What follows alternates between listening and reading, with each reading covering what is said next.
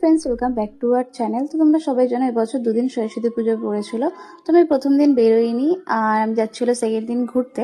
প্রথম দিন বেরোলে আমি বেরোতেই পারতাম, বাট আমি বেরোইনি। আর প্রথম দিন গেছিলাম বলতে আমি একটু শপিং করতে গেছিলাম ছোটোখাটো, কিন্তু শপিং আমি কিছুই করিনি, বাড়ি চলে এসেছি, জাস্ট টাইম পাস করে খেয়ে দিয়ে বাড়ি চলে এসেছি। আর এই যে হলো আমার সব কিছু মেকআপের জিনিস। তো আমি বের করে এখন গাইস রেডি হবো। যেরকম মেকআপ করবো ভেবেছিলাম সেরকম কিছুই করিনি। যেই শাড়িটা পরবো ভেবেছিলাম সেই শাড়িটা পরিনি, আর যেই শাড়িটা পরেছি এটা হলো 7-8 বছরের মনে হয় পুরনো শাড়ি। এটা পরে আমার 4-5 বার আমার পরা হয়ে গেছে। বাড়ির সবাই মনে এই শাড়িটা পরে নিয়েছে।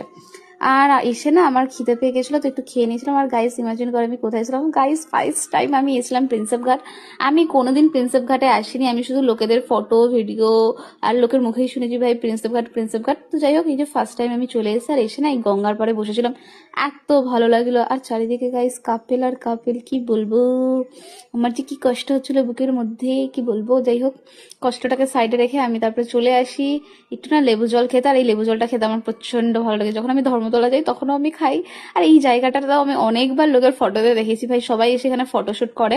তো গাইস আমিও চলে এসেছি ফাইনালি, আমার খুব মজা হচ্ছিল, খুব মজা হচ্ছিল। তো যাই হোক, তারপরে না এখানে একটা সাইডে আমরা বসেছিলাম কিছুক্ষণ, তারপরে বসে তেমন একটা জায়গা নেই, সব লোকজন চারিদিকে ব্যাংক ভর্তি। তো এখন আমরা ডিসাইড করলাম যে ভিক্টোরিয়ার দিকে যাওয়া যাক, মানে ভিক্টোরিয়া বলতে ময়দানের দিকে। তো ওখানে সামনের দিকে আমরা চলে এসে একটা আইসক্রিম কিনি, পাপড়ি চাট কিনি। পাপড়ি চাটটা তো পুরো চুমু ছিল, কাকুটা খুব টেস্টি করে পাপড়ি চাটটা বানিয়েছিল। আর এখানেও চারিদিকে গাইস কাপেল, যাই হোক কিছু করবার নেই। তো এখানে আমরা বসেছিলাম, বসে ফটো মটো অনেক কিছু তুলেছি। আর বসে বসে তো চারিদিকে ভিউ দেখছিলাম, সেটা অনেক সুন্দর লাগে। আর কিছুদিন আগেও আমি ঘুরে গেছি, মানে এখন কিছুদিন পর শুধু আমি ময়দানে আসছি, যাই হোক ভালোই লাগে। আর তারপর আমি কিনে নিয়েছিলাম শাক আলু খেতে ভাই অনেক টেস্টি লাগে, অনেক মানে অনেক। আমার বাড়িতে আমি খেয়ে এসেছি, আবার এখানে এসে আমি শাক আলু নারকেল কুল এইসবই আনতাবড়ি খাবার খেয়ে বেড়াচ্ছিলাম।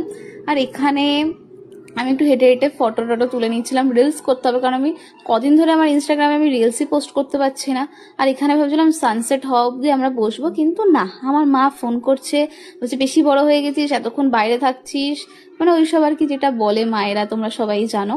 তো তারপর ডিসাইড করলাম চলো এখান থেকে এখন বেরিয়ে যাওয়া যাক, বাড়ির দিকে যেতে হবে। আর আমরা মেট্রো করে এসছি, আর মেট্রো করেই বাড়ি যাব। মেট্রো করে গেলে আর কি সুবিধা, বাসের জন্য অনেকক্ষণ ওয়েট করতে হবে, অতক্ষণ কে দাঁড়াবে। আর এই শাড়িটা দেখো আমাকে পরে কিরকম লাগাচ্ছে অবশ্যই কমেন্টে জানাবে। আর বাড়ি যাওয়ার সময় আরেকটা আইসক্রিম নিয়ে নিই। আর তারপরে মেট্রোতে বেশিক্ষণ লাগেনি, আধ ঘন্টার মতন লেগেছে, তারপর আমরা এসে নেমে গেছি। আর আমাদের না খুব খিদে পেয়ে গেছিলো। তো তারপর আমরা একটা দোকানের সামনে চলে এসেছি, আর আমার মুখটাকে দেখে মনে হচ্ছিল কি বলবো, 10 বাড়িতে আমি কাজ করে এসেছি এরকম লাগছিল। তারপর আমরা একটা চিকেন রোল অর্ডার করে দিয়েছিলাম, যেটা আমার ফেভারিট গাইস। আর চিকেন রোল খেতে খেতে আমি আর একটা পাপড়ি চাট নিয়ে নিয়েছিলাম, এখানে অনেক টেস্টি করে। তারপরে অদিতির আমার রাজ্যের ভুলভাল